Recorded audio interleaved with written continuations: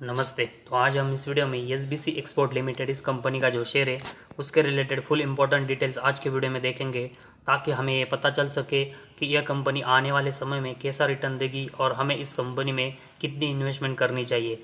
तो SBC export limited इस company का जो करंटली पोजीशन है वो जानने के लिए कंपनी के रिलेटेड जो इंपॉर्टेंट डिटेल्स है, जैसे कि कंपनी कौन से बिजनेस में काम कर रही है, company profit and loss statement में कैसा परफॉर्मेंस कर रही है, बैलेंस शीट में कंपनी के ऊपर कितना बोरेंग्स है और कंपनी के पास कितने रिजर्व है, कंपनी का कैश फ्लोज कैसा है, इन्वेंटरी और डेप्टर डेज कैसे है, और लास्ट में कंपनी का जो शेयर होल्डिंग पैटर्न है उसके बारे में हम आज की वीडियो में इंफॉर्मेशन देखेंगे। और उसके बाद ही हमें पता चलेगा करंटली कंपनी कैसी ग्रोथ कर रही है और हमें इस कंपनी में कैसे इन्वेस्टमेंट करनी चाहिए।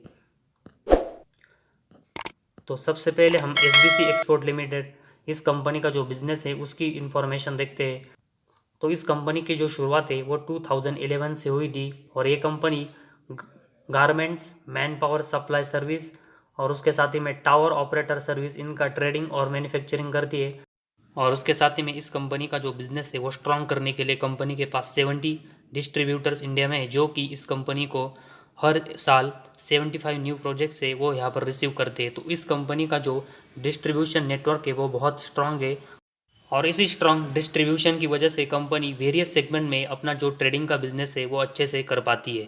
तो इस कंपनी का जो बिजनेस है वो ट्रेडिंग से रिलेटेड है, जिसमें कंपनी के पास एक बहुत ही स्ट्रॉन्ग डिस्ट्रीब्यूशन नेटवर्क है। लेकिन सिर्फ कंपनी का बिजनेस देखने से हम किसी भी कंपनी में एक अच्छी इन्वेस्टमेंट के बारे में नहीं सोच सकते। कंपनी का जो परफॉर्मेंस है, जैसे कि कंपनी के फाइनेंशियल कैसे, वो भी हमें देखना पड़ेगा और उसके बाद ही हम डिसाइड कर सकते हैं कि कंपनी अपने बिजनेस में कैसा ग्रोथ कर रही है। और सबसे पहले इसके लिए कंपनी का स्टॉक का पी रेशियो देखेंगे तो 44.4 है। तो थोड़े से महंगे वैल्यूएशन पर इस कंपनी का शेयर अभी ट्रेड कर रहा है। इसके बाद कंपनी का आरओसी 21.9% का है, तो एक अच्छा कंपनी का आरओसी है। और साथ ही में कंपनी का आरओई 14% का है, जो कि ये भी हमें अच्छा देखने को मिला है। तो कंपनी का जो स्टॉक का पी रेशियो है वो थोड़ा सा महंगा है, लेकिन कंपनी का आरओसी और आरओई इनमें कंपनी अच्छा परफॉर्मेंस कर रही है।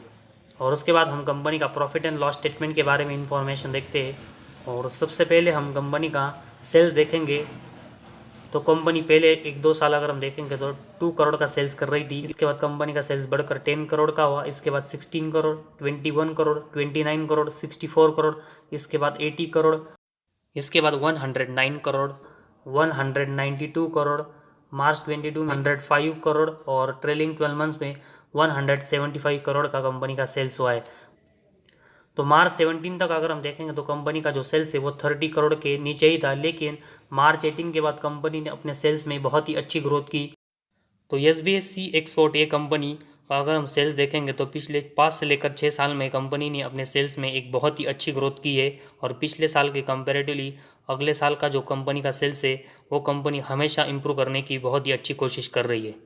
और इस सेल्स के कंपैरेटिवली अगर हम कंपनी का एक्सपेंस देखेंगे तो मार्च 17 तक कंपनी का जो एक्सपेंस है वो मैक्सिमम टाइम सेल्स के कंपैरेटिवली ज़्यादा और उतने थे, जिस रीज़न की वजह से कंपनी का ऑपरेटिंग प्रॉफिट है मैक्सिमम हमें जीरो ही देखने को मिला। लेकिन मार्च 18 के बाद जिस तरह कंपनी ने अपने सेल्स में ग्रोथ बढ़ाई और उसके कंपैरेटिवली अपने जो एक्सपेंस है वो कम किए, उसके बाद कंपनी का ऑपरेटिंग प्रॉफिट है वो कंपनी ने उसके बाद कंटिन्यूस गेन किया। और मार्च 18 में कंपनी का जो ऑपरेटिंग प्रॉफिट 2 करोड़ का था, इसके बाद अगले साल ये बढ़कर 3 करोड़, इसके अगले 2 साल 4 करोड़, मार्च 22 में 8 करोड़ और ट्रेलिंग 12 मंथ्स में 10 करोड़ का रहा है।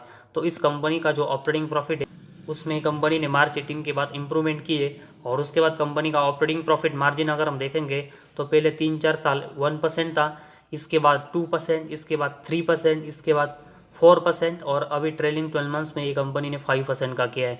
तो कंपनी ऑपरेटिंग प्रॉफिट मार्जिन में भी एक अच्छी इंप्रूवमेंट करने की कोशिश कर रही है, जो कि एक अच्छा साइन है। लेकिन अभी भी कंपनी को ऑपरेटिंग प्रॉफिट और ऑपरेटिंग प्रॉफिट मार्जिन इन दोनों में कंसिस्टेंट ऐसी ग्रोथ करनी पड़ेगी। और साथ ही में ऑपरेटिंग प्रॉफिट और ऑपरेटिंग प्रॉफिट मार्जिन में कंपनी के जो नंबर्स है वो अभी बहुत ही कम है और ये नंबर से वो कंपनी को कंसिस्टेंट बढ़ाने पड़ेंगे, तभी कंपनी आने वाले समय में स्टेबल परफॉर्मेंस कर पाएगी। इसके बाद कंपनी का नेट प्रॉफिट देखेंगे तो पहले 5 साल कंपनी का जो नेट प्रॉफिट है वो बिल्कुल जीरो था। इसके बाद अगले 3 साल में कंपनी ने 1 करोड़ का नेट प्रॉफिट जनरेट किया। इसके बाद कंपनी का नेट प्रॉफिट अगले साल 2 करोड़, इसके बाद मार्च 22 में 3 करोड़ और ट्रेलिंग 12 मंथ्स में 8 करोड़ का कंपनी का नेट प्रॉफिट रहा है। तो ये कंपनी पहले जो कोई भी नेट प्रॉफिट अर्न नहीं कर पा रही थी, वो कंपनी अभी ट्रेलिंग 12 मंथ्स में 8 करोड़ का नेट प्रॉफिट जनरेट कर रही है, जो कि कंपनी अपने नेट प्रॉफिट में भी इम्प्रूवमेंट करने की बहुत ही अच्छी कोशिश कर रही है। और उसके बाद कंपनी का अर्निंग पर शेयर भी अगर हम देखेंगे तो इसमें भी कंपनी ने पिछले 4 से 5 सालों में एक अच्छी ग्रोथ की है।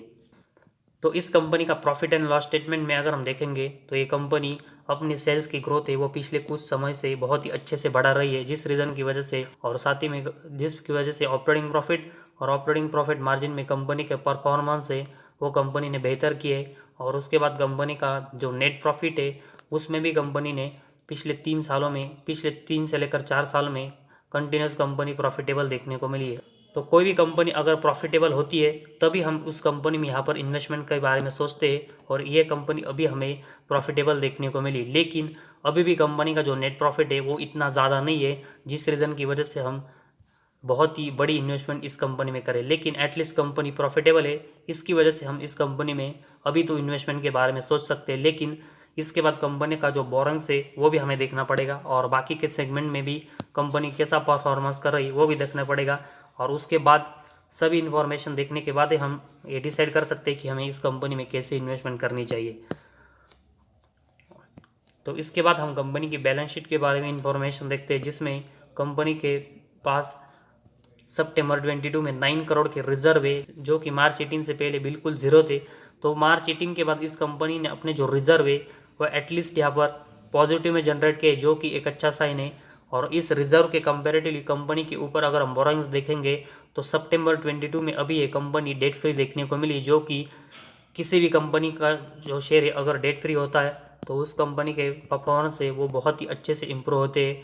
तो इस कंपनी का जो बोरिंग्स है वो अभी कंपनी ने ज़ीरो किया है, जिस रीज़न की वजह से कंपनी को जो इंटरेस्ट है वो यहाँ पर कोई चुकाना नहीं पड़ रहा है, जिस रीज़न की वजह से अभी हमने ट्रेलिंग 12 मंथ्स में भी देखा कि कंपनी ने बहुत ही अच्छे से 8 करोड़ का नेट प्रॉफिट जनरेट किया है। तो ऐसे में कंपनी अगर आने वाले समय में कंटिन्यूस डेट फ्री रहती है तो कंपनी का जो नेट प्रॉफिट है उसमें कंपनी अच्छी ग्रोथ करेगी, और इसी वजह से हमें कंपनी की जो बैलेंस शीट है उस सेक्शन के ऊपर कंटिन्यूस फोकस देना पड़ेगा कि कंपनी अपना जो डेट फ्री है वो कितना यहाँ पर ज़ीरो मेंटेन करके रखती है। तो इस कंपनी के जो बैलेंस शीट है वो तो अभी हमें एक स्टेबल देखने को मिली है, लेकिन कंपनी को अपनी जो रिजर्व की ग्रोथ है वो यहाँ से और बढ़ानी पड़ेगी, ताकि कंपनी की बैलेंस शीट है वो और हमें स्ट्रांग होते हुए देखने को मिले और कंपनी की एक अच्छी ग्रोथ हो। इसके बाद कंपनी का कैश फ्लोज अगर हम देखेंगे, जिसमें तो इस कंपनी का अगर हम नेट कैश फ्लो देखेंगे तो मार्च 18 से लेकर मार्च 22 तक कंपनी ने अपने नेट कैश फ्लो के परफॉर्मेंस से वो भी इम्प्रूव करने की एक अच्छी कोशिश की है, जो कि इससे पहले कंपनी का नेट कैश फ्लो 4 साल ज़ीरो हमें देखने को मिला था, जो कि इसके बाद 3 साल कंपनी का जो नेट कैश फ्लो है वो कंपनी ने पॉजिटिव में जनरेट किया है। तो इस कंपनी का जो नेट कैश फ्लो है उसमें भी कंपनी ने एक अच्छी इंप्रूवमेंट करने की कोशिश की है, लेकिन अभी भी कंपनी का जो नेट कैश फ्लो है उसमें कंपनी को यहाँ से और अच्छी इंप्रूवमेंट करनी पड़ेगी। और इसके बाद कंपनी के डेप्टर डेज देखेंगे, जिसमें मार्च 22 में कंपनी के डेप्टर डेज 89 है, जो कि मार्च 21 में कंपनी के 57 थे। और उससे पहले अगर हम देखेंगे तो कंपनी के डेप्टर डेज के नंबर से वो कभी भी स्टेबल या कम नहीं रहे, वो बहुत ही ऊपर नीचे कंटिन्यूस हो रहे। तो ये कंपनी को स्टेबल करके कंटिन्यूस कम करके मेंटेन रखने पड़ेंगे, ताकि कंपनी की एक अच्छी ग्रोथ हो। और उसके बाद इन्वेंटरीज में अगर हम देखेंगे तो कंपनी के मार्च 22 में 50 है। मार्च 17 के बाद अगर हम देखेंगे तो कंपनी ने मैक्सिमम अपने जो इन्वेंटरीज है वो 50 के नीचे यहाँ पर मेंटेन किए, जो कि एक अच्छा साइन है। और ऐसी कंपनी को आने वाले समय में ये मेंटेन रखना पड़ेगा। तो कंपनी को डेप्टर डेज में और यहाँ से इम्प्रूवमेंट करनी पड़ेगी, और उसके बाद इन्वेंटरीज में कंपनी ने अपने नंबर से वो अच्छे यहाँ पर मेंटेन किए। और सबसे लास्ट में हम कंपनी का शेयर होल्डिंग पैटर्न देखेंगे, जिसमें कंपनी के प्रमोटर के पास 65.78% की हिस्सेदारी है, और उसके साथ ही में पब्लिक के पास 34.24% की हिस्सेदारी है। तो इस कंपनी के जो स्टेक है वो अभी प्रमोटर के पास है या फिर पब्लिक के पास है, अभी हमें इसमें एफआईज और डीएस जैसे बड़े इन्वेस्टर देखने को नहीं मिले। तो इस कंपनी के अभी हमने जो परफॉर्मेंस देखे उसमें कंपनी के जो नंबर्स है उसमें तो कंपनी प्रॉफिटेबल ज़रूर देखने को मिली है, लेकिन कंपनी ने अभी ट्रेलिंग 12 मंथ्स में मैक्सिमम 10 करोड़ का ही नेट प्रॉफिट जनरेट किया। उससे ज़्यादा कंपनी ने कभी भी नेट प्रॉफिट अपने हिस्ट्री में जनरेट नहीं किया है, जिस रीज़न की वजह से अगर हम कहेंगे तो कंपनी का जो नेट प्रॉफिट है वो अभी भी बहुत ही कम है। और उसके बाद कंपनी का जो रिजर्व है वो अभी सिर्फ 9 करोड़ का है। तो इससे कोई भी यहाँ पर बड़े इन्वेस्टर है वो हमें अट्रैक्ट होते हुए देखने को नहीं मिलेंगे। तो इसके लिए कंपनी को कंसिस्टेंट रिजर्व में एक अच्छी ग्रोथ करनी पड़ेगी। कंपनी को अपना सेल्स है वो यहाँ से ऐसे मेंटेन करके अच्छे से बढ़ाना पड़ेगा ताकि कंपनी का जो नेट प्रॉफिट है उसके नंबर्स अच्छे से बढ़े और इस कंपनी के सभी नंबर्स है वो अच्छे से हमें आने वाले समय में बढ़ते हुए देखने को मिलते हैं। तो ज़रूर हमें एफआईज और डीएस जैसे बड़े इन्वेस्टर है वो इस कंपनी में इन्वेस्टमेंट करते हुए देखने को मिलेंगे। तो फिलहाल कंपनी नेट प्रॉफिटेबल है, प्रोमोटर के पास एक अच्छी हिस्सेदारी है और कंपनी डेट फ्री है और कंपनी कैश फ्लोज में एक अच्छी इंप्रूवमेंट कर रही है। साथ ही में इन्वेंटरीज में भी कंपनी अच्छे नंबर से वो यहाँ पर पेश कर रही है। इन रीज़न की वजह से अभी हम इस कंपनी में 500 से लेकर 1000 रुपीज़ की इन्वेस्टमेंट कर सकते हैं और आने वाले समय में कंपनी कैसा परफॉर्मेंस अपने सभी सेगमेंट में करती है उसके ऊपर डिपेंड होगा कि हम इस कंपनी में अपनी इन्वेस्टमेंट है वो आने वाले समय में बढ़ाएंगे या फिर नहीं।